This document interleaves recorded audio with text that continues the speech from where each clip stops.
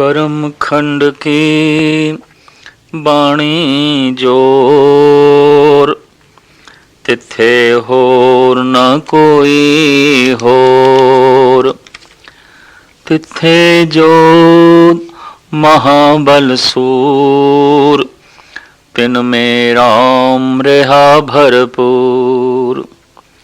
तिथे सीतो सीता महिमा माय, ताके रूप न कथने जाए। नावे मरे न ठाके जाए, जिनके राम वसै मन माय। तिथे भगत वसे के लो, करे आनंद सचा मन सोय। सचखंड वसे निरंकार, कर कर वेखे नदर निहाल।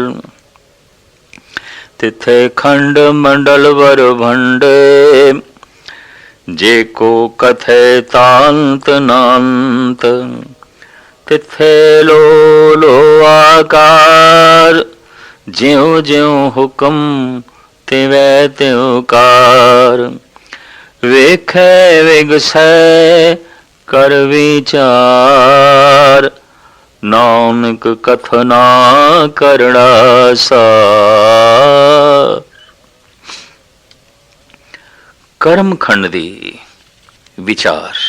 कर्म शब्द फारसी दा बख्शिश दा खंड, चौथा खंड। इस खंड दी बनतर साहिब कहते हैं बड़ी जोर वाली है, बड़ी प्रबल है। कर्म खंड की बाणी जोर, ये बनतर बड़ी जोर वाली है। इथे बचना विच बरकत आ जाती है, इथे कदमां विच क्रांति आ जाती है, इथे हत्थां विच सिद्धियां आ जांदियां ने।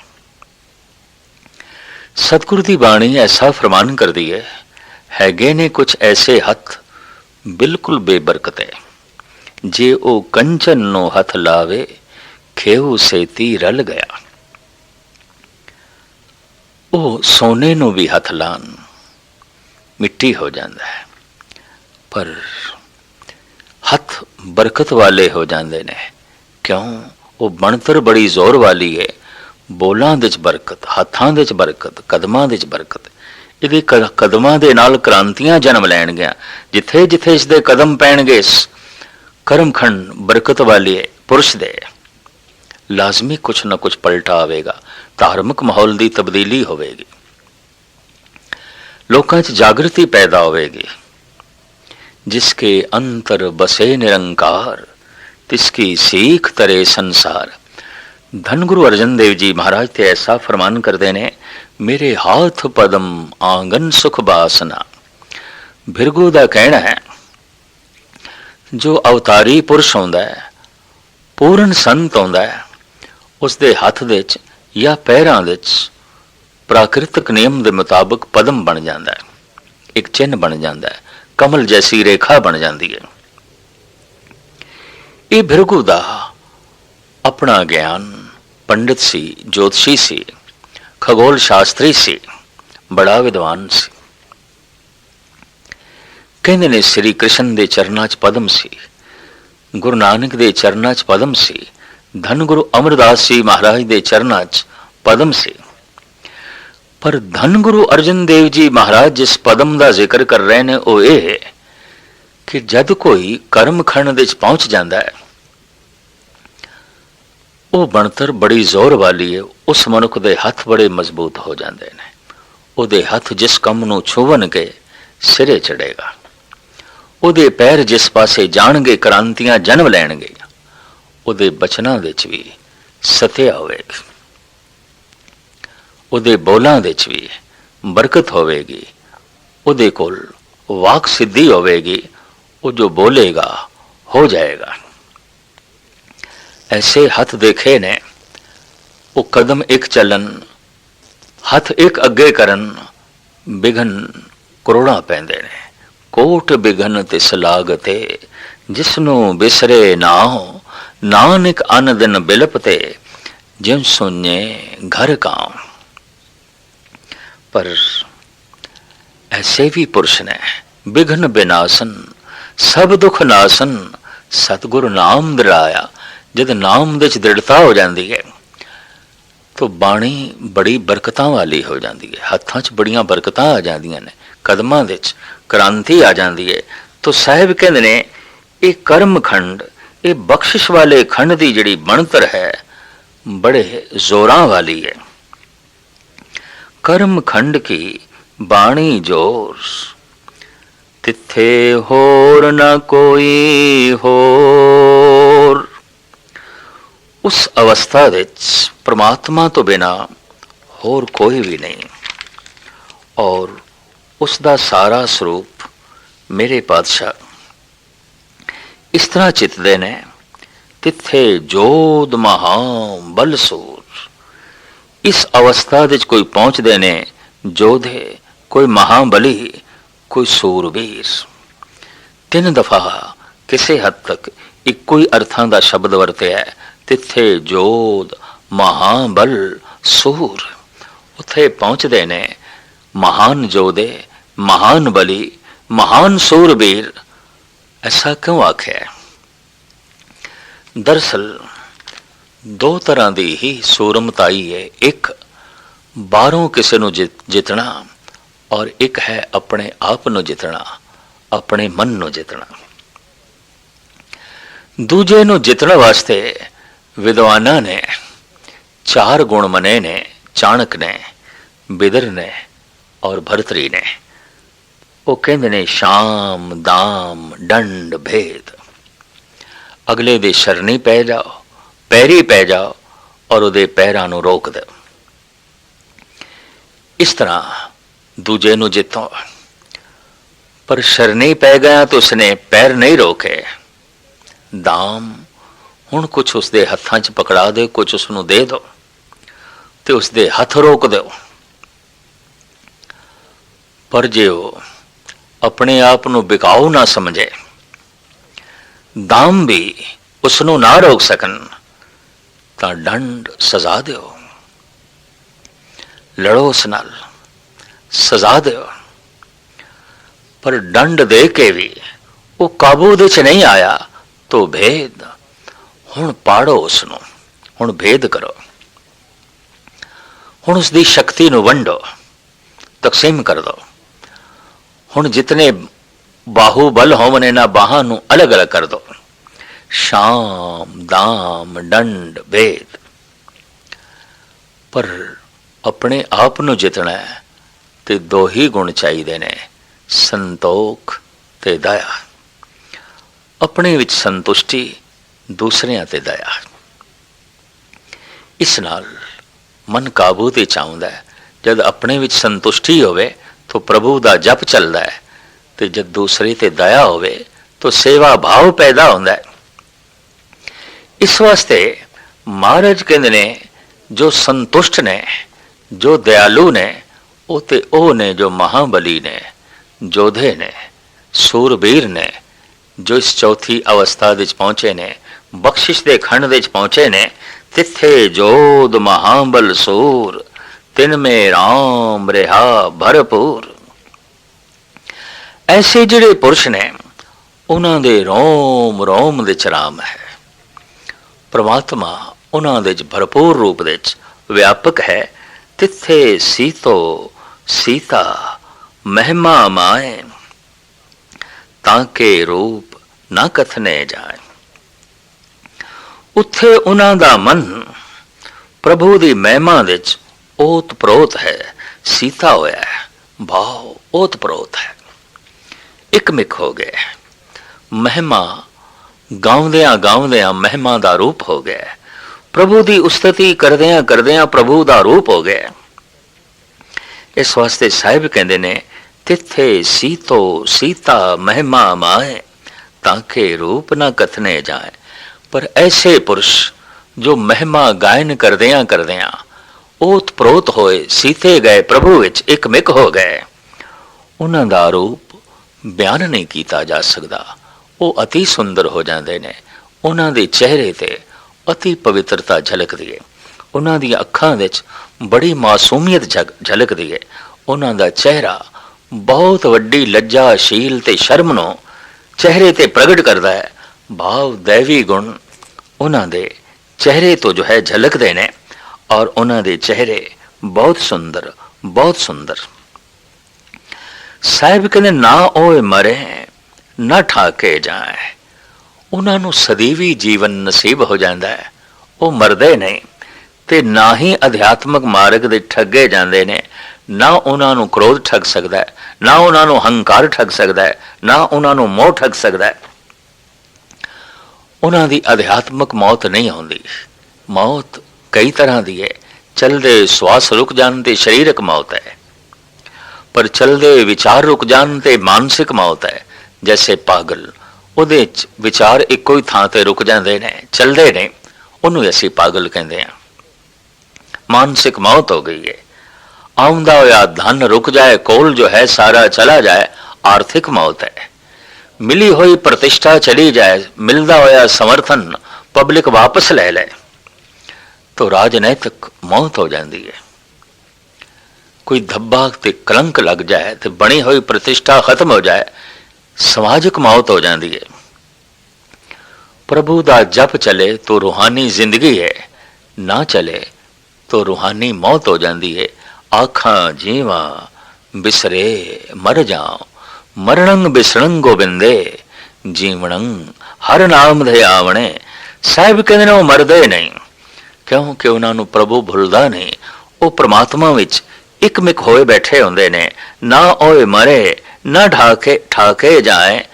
उन्होंने कोई ठाक नहीं पैंदी, कोई रोक नहीं पैंदी। वो ठगे नहीं जाते। भाव क्रोध उन्हां दी बिरती नूं रोक नहीं सकता, हंकार रोक नहीं सकता, लोभ रोक नहीं सकता, काम रोक नहीं सकता, मोह रोक नहीं सकता। वो इन्हां सारियां नूं पछाड़ के अगे लंघ जाते ने। जिन मिल मारे पंच सूरबीर, ऐसो कौन बलीरे। ना होए मरे ना ठाके जाए, जिनके राम वसे मन माए। उन्हां दे मन विच बस राम ही वसदा है। राम दी ही याद, राम दा ही चिंतन, राम दे ही विचार, राम दी ही सोचनी उन्हां दे अंदर जो है चलदी है। इस अवस्था दे जद वो पहुंचदे न ते उन्हां नूं इह भी पता चलदा है तिथे भगत वसे कह लोए। इस अवस्था विच कई लोकां दे भगत वस रहे ने। भाव इहो जिहां दी अवस्था ਤੇ ਕਈ ਤਰ੍ਹਾਂ ਦੇ ਜੀਵ, ਕਈ ਤਰ੍ਹਾਂ ਦੇ ਮਨੁੱਖ ਭਗਤ ਜੋ ਵੱਖ-ਵੱਖ ਲੋਕਾਂ ਦੇ ਚ ਰਹਿੰਦੇ ਨੇ, ਇਸ ਅਵਸਥਾ ਨੂੰ ਪ੍ਰਾਪਤ ਕਰੀ ਬੈਠੇ ਨੇ। ਕਰੇ ਆਨੰਦ ਸੱਚਾ ਮਨ ਸੋਏ, ਔਰ ਉਹ ਆਪਣੇ ਮਨ ਵਿੱਚ ਆਨੰਦਮਈ ਹੁੰਦੇ ਨੇ, ਸੁਭਾਇਮਾਨ ਹੁੰਦੇ ਨੇ। ਉਹਨਾਂ ਦੇ ਮਨ ਵਿੱਚ ਪਰਮਾਤਮਾ ਦੀ ਵਡਿਆਈ ਹੁੰਦੀ ਹੈ, ਆਨੰਦ ਹੁੰਦਾ ਹੈ। ਔਰ ਇਸ ਅਵਸਥਾ ਵਿੱਚ ਪਹੁੰਚ ਕੇ ਉਹਨਾਂ ਨੂੰ ਐਸਾ ਮਹਿਸੂਸ ਹੁੰਦਾ ਹੈ ਹੋਰ ਵੀ ਕਈ ਲੋਕਾਂ ਦੇ, ਹੋਰ ਕਈ ਪ੍ਰਿਥਵੀਆਂ ਦੇ ਮਨੁੱਖ ਵੀ, ਜੀਵ ਵੀ ਇਸ ਅਵਸਥਾ ਵਿੱਚ ਜੀ ਰਹੇ ਨੇ। ਭਾਵ ਇਸ ਆਨੰਦ ਨੂੰ ਮਾਣ ਰਹੇ ਨੇ, ਸੁਭਾਇਮਾਨ ਹੋ ਰਹੇ ਨੇ। ਇਹ ਤੇ ਹੈ ਬਖਸ਼ਿਸ਼ ਦਾ ਖੰਡ, ਚੌਥਾ ਖੰਡ। ਹੁਣ ਪੰਜਵਾਂ ਖੰਡ ਧਰਮ ਖੰਡ ਤੋਂ ਗੱਲ ਆਰੰਭ ਹੋਈ। ਸੱਚਖੰਡ ਤੇ ਮੇਰੇ ਪਾਤਸ਼ਾਹ ਸਮਾਪਤ ਕਰਦੇ ਨੇ। ਤੇ ਸੱਚਖੰਡ ਦੀ ਵਿਆਖਿਆ ਇਸ ਤਰ੍ਹਾਂ। ਸੱਚਖੰਡ ਵਸੇ ਨਿਰੰਕਾਰ, ਕਰ ਕਰ ਵੇਖੈ ਨਦਰ ਨਿਹਾਲ। ਤਿੱਥੇ ਖੰਡ ਮੰਡਲ ਵਰ ਭੰਡ, ਜੇ ਕੋ ਕਥੇ ਤਾਂਤ ਨਾ ਅੰਤ।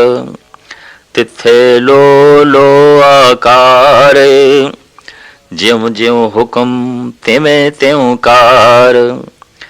ਵੇਖੈ ਵਿਗਸੇ ਕਰ ਵਿਚਾਰ, ਨਾਨਕ ਕਥਨਾ ਕਰੜਾ ਸਾਰ। ਸੱਚਖੰਡ ਵਸੇ ਨਿਰੰਕਾਰ। ਇਸ ਪੰਜਵੀਂ ਅਵਸਥਾ ਵਿੱਚ ਸੱਚਖੰਡ ਦੇ ਤੇ ਉਹ ਸੱਚ ਦਾ ਸਰੂਪ ਹੋ ਜਾਂਦੇ ਨੇ। ਨਿਰੰਕਾਰ ਵਿੱਚ ਲੀਨ ਹੋ ਕੇ ਨਿਰੰਕਾਰ ਹੋ ਜਾਂਦੇ ਨੇ, ਸੱਚ ਦਾ ਹੀ ਰੂਪ ਹੋ ਜਾਂਦੇ ਨੇ। ਜਿਸ ਨੂੰ ਭਗਤ ਕਬੀਰ ਕਹਿੰਦੇ ਨੇ अब तो जाए चढ़े सिंहासन, मिले हैं सारंग पानी। राम कबीरा एक भय है, कोई न सके पछानी। संतन संग कबीरा बिगड़ो, सो कबीर राम होए निबरियो। नामे नारायण नहीं भेद। इत्थे बूंद सागर हो जाती है। हुण बूंद ते सागर विच भेद नहीं रह जाता। इत्थे ते सूरज किरण मिले, जल का जल हुआ राम। ज्योति ज्योत रवि, संपूर्ण थी आराम। बूंद दी यात्रा उस दिन सफल हो गई जिस दिन वो सागर तक पहुंच गई। जीवन धारा जीवन यात्रा उस दिन सफल हो गई जदों सच तक पहुंच गई ते सच दा रूप हो गई।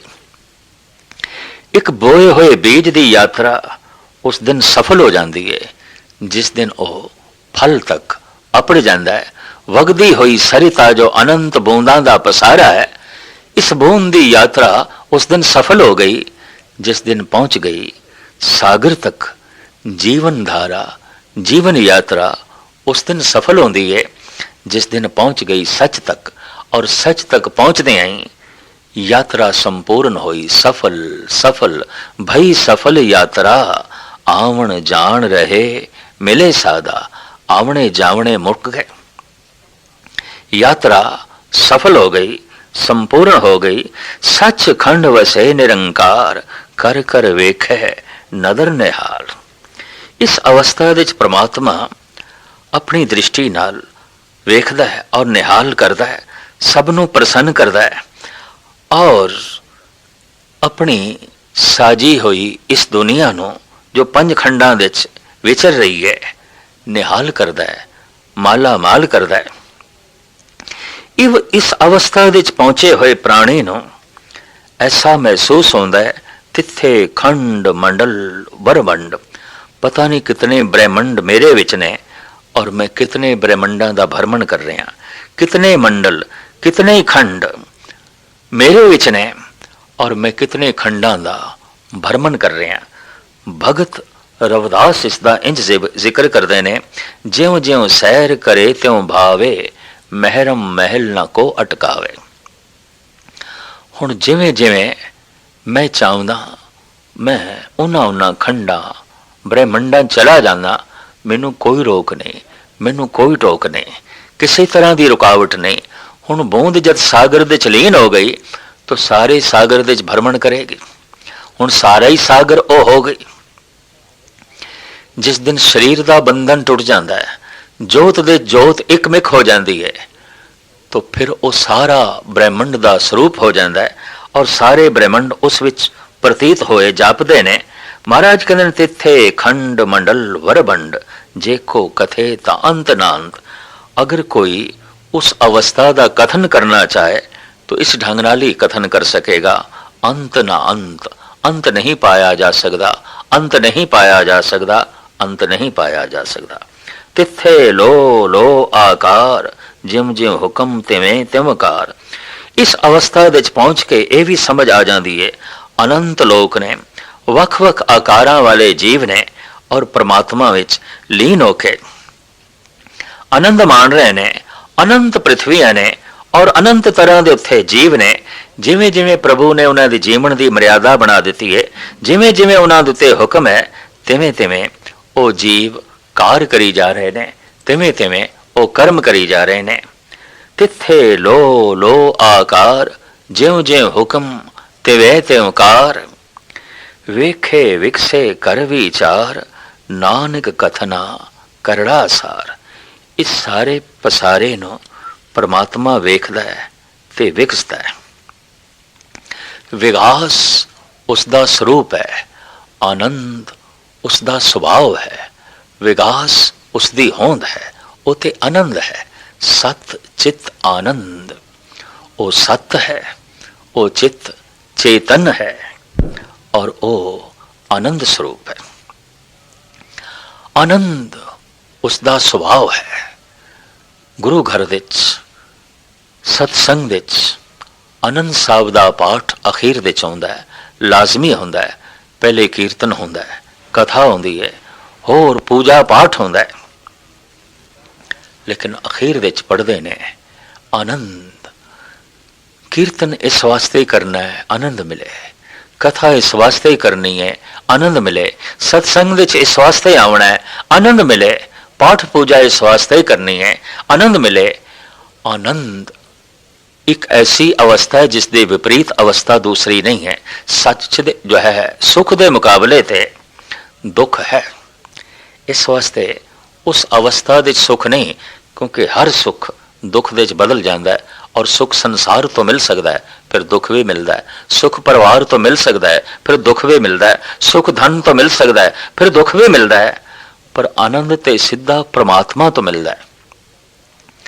और चूंकि सीधा परमात्मा तो मिलता है, परमात्मा एक और उसके सुभाव दे एकता है, सीधा ही आनंद जिसनों प्राप्त हो जाता है। आनंद दे विपरीत दूसरी अवस्था नहीं है, दूसरे हालात नहीं ने।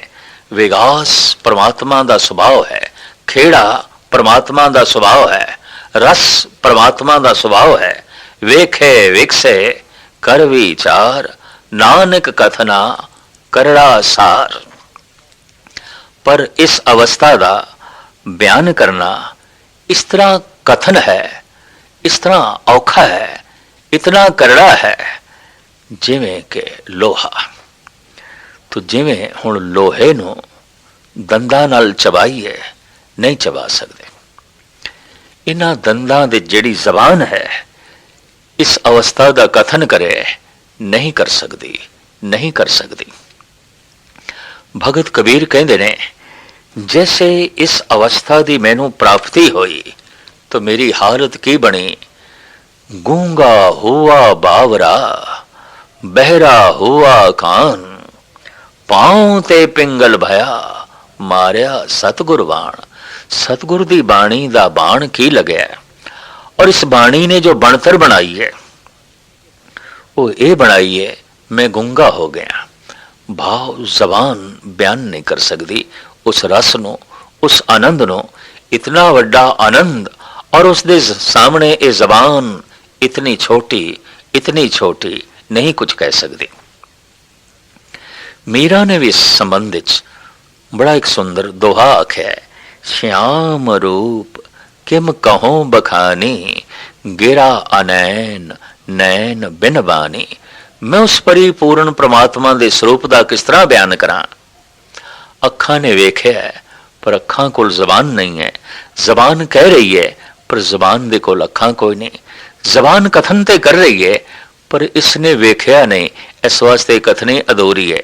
अखा ने वेख्या ते है पर कह नहीं सकदियां, कुछ बयान नहीं कर सकदियां, इन्हां कोल जबान नहीं है।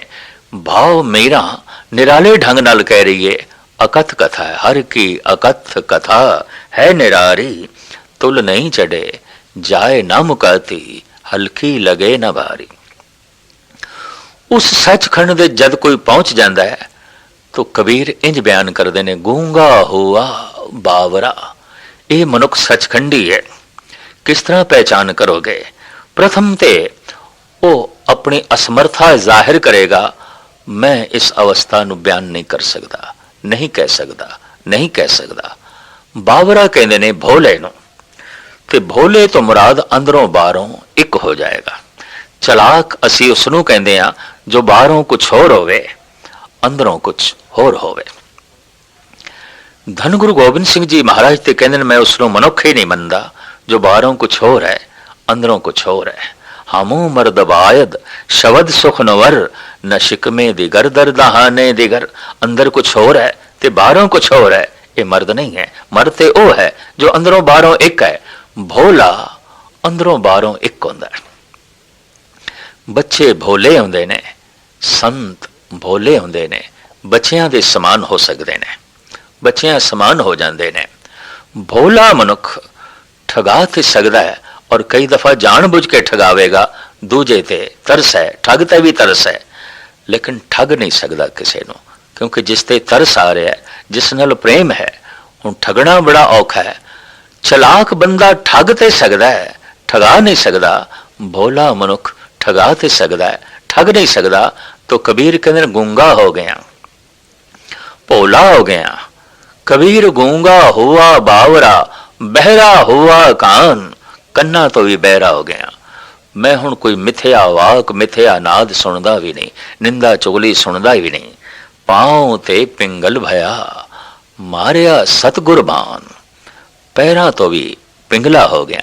ਸਵਾਮੀ ਰਾਮਾਨੰਦ ਦਾ ਬਸੰਤ ਰਾਗ ਵਿੱਚ ਇੱਕ ਬੜਾ ਪਾਵਨ ਪਵਿੱਤਰ ਸ਼ਬਦ ਹੈ।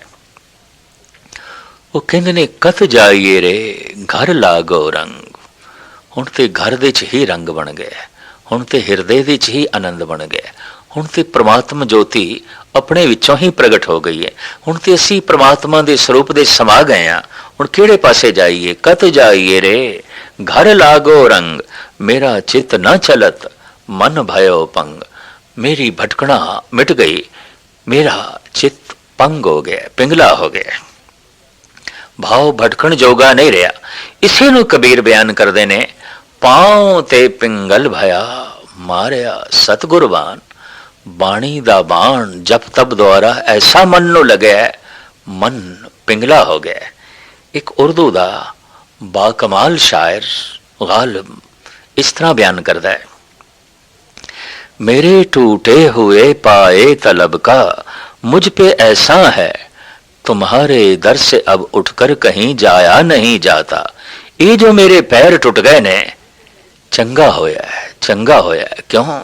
मेरे टूटे हुए पाए तलब का मुझ पे ऐसा है। इन्हां टुटे हुए पैरां दा मेरे ते बहुत वड्डा एहसान है। कारण मेरे टूटे हुए पाए तलब का मुझ पे ऐसा है, तुम्हारे दर से अब उठकर कहीं जाया नहीं जाता। मोहब्बत असल में मखमूर वो राज़े हकीकत है, समझ में आ गया है फिर भी समझाया नहीं जाता। समझ देखते गल आ गई है, समझा नहीं सकते, कह नहीं सकते। पहुंचते गए हाँ, उस अवस्था का बयान नहीं कर सकते, गूंगे हो गया। साहब कहते ने, नानक कथना करड़ा सार। इस अवस्था का कथन करना इंज है मानो लोहा खाना है, लोहा चबना है। भाव एक कथनी करनी बड़ी करड़ी है, हो नहीं सकती, हो नहीं सकती। जिन्हां ने प्राप्त नहीं किया वो बड़े दावे करते हैं, और जिन्हां नूं प्राप्त हो जाता है खामोश हो जाते हैं, और उस अवस्था बारे कहते हैं, नानक कथना करड़ा सार। ये कथन करना बहुत औखा है, बहुत औखा है, नहीं कर सकते, नहीं कर सकते। जत पहरा धीरज सुनियार, अहरण मत वेद हथियार। भौ खला अगन तपताओ, भांडा भाव अमृत तित ढाल।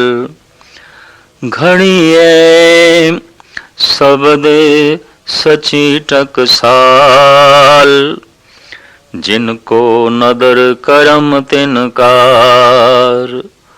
नानक नदरी नदर निहाल, नानक नदरी नदर निहाल। पंज खंडां दी समाप्ति तो बाद जपजी साहब दी ਇਹ आखिरी पौड़ी है 38ਵੀਂ। इस तो बाद श्लोक है।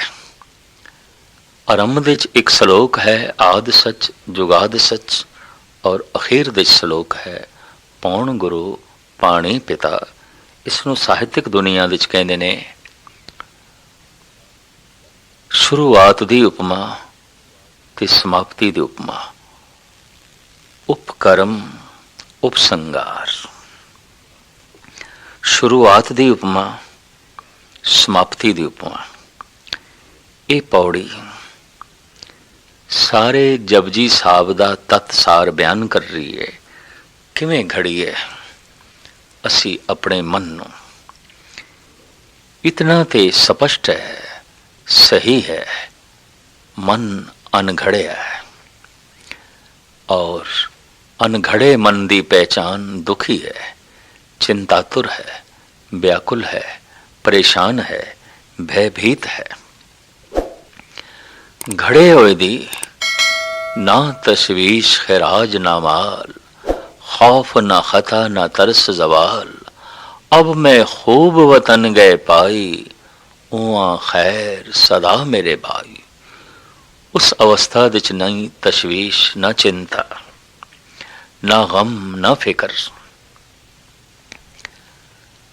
अगर गम है, फिक्र है, चिंता है, व्याकुलता है, परेशानी है, अनंत समस्यावां दे बोझ थले मन दबिया होया है,